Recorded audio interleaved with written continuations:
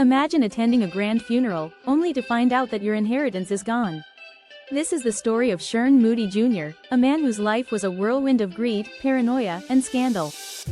Shern Moody Jr. had been hiding out, but when his Aunt Mary died in August 1986, he surfaced for her funeral, just long enough to bury both of them.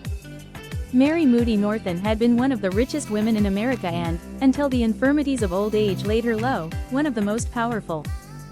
For more than 3 decades she had controlled the family fortune, which Shern considered to be his birthright. Aunt Mary's funeral was a spectacle, with 22 rented limousines, an honor guard of cadets, and dignitaries including the governor and the Attorney General of Texas. Radio station KGBC broadcast the service live, and Galvestonians who had never met the grande dame face-to-face wept in the streets. As Shern Moody sat in Trinity Episcopal Church, listening to the eulogy for his aunt, he was racked with paranoia. During the weeks that Aunt Mary lay dying, Shern believed she was the target of a murder plot, attributing her pneumonia to forced feeding of soup in the bathtub by her in-house staff. After the service, selected family members and associates gathered at the Moody-owned Ramada Inn for the reading of the will. By tradition, the Moodys left their money to charitable foundations under family control rather than to each other directly. But maybe this time would be different. Shern considered himself to be Aunt Mary's favorite. The reading of the will must have been a shock to Shern. Aunt Mary had left not one penny of her estate to him or any of the other Moodys. Adding salt to the wound, she provided that all her money go to her own foundation, one headed by outsiders and Shern's younger brother, Bobby. Shern had been cut out.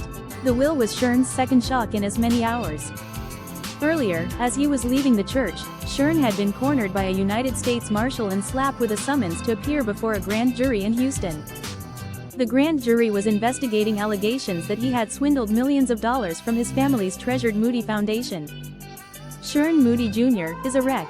In his 50s now, he is overweight, hypertensive, bankrupt, and entangled in a web of legal complexities.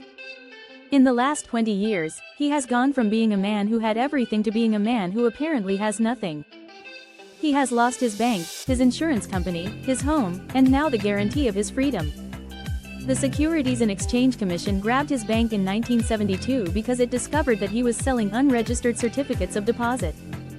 His insurance company folded when authorities determined that it was insolvent because Shern had overvalued the company's assets. Shern is personally liable for $12 million in damages and interest resulting from a scheme to defraud his insurance company's shareholders. Now Shern faces 2 indictments, totaling 41 counts, in addition to a civil racketeering lawsuit.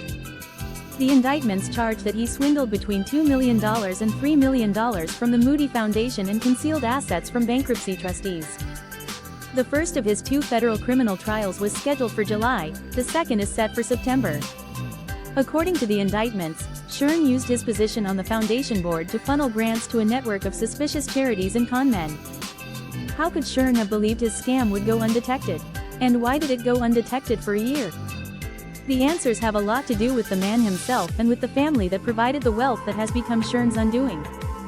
The Moody Foundation is the legacy of Shern's grandfather, Galveston financier W.L. Moody Jr., a legendary tyrant and skinflint.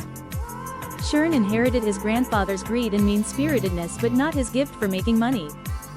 Shern's composition of character is a dangerous mix, all that ambition, unsupported by talent or any trace of principle. Stay tuned to uncover the rise and fall of Shern Moody Jr., the man who turned gold into manure. The Sleaziest Man in Texas, coming soon.